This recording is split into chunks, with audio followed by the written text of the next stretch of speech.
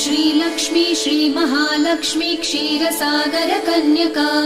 उत्तिष्ठ हरिसम्प्रीते भक्तानां भाग्यदायिनी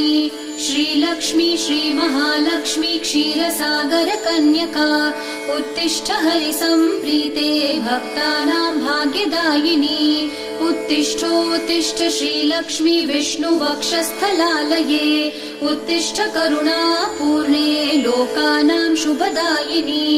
उत्तिष्ठोत्तिष्ठ श्रीलक्ष्मी विष्णुवक्षस्थलालये उत्तिष्ठ करुणापूर्णे लोकानां शुभदायिनी